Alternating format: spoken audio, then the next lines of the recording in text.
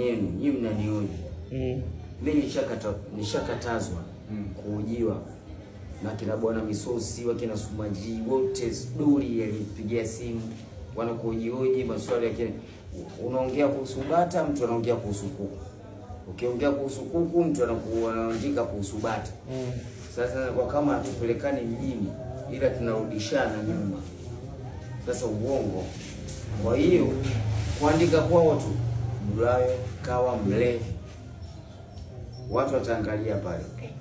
Hata hii Mweusi Afrika TV inaandika hivyo, mimi ndo mambo sipendi. Umenielewa? Ndio sauti.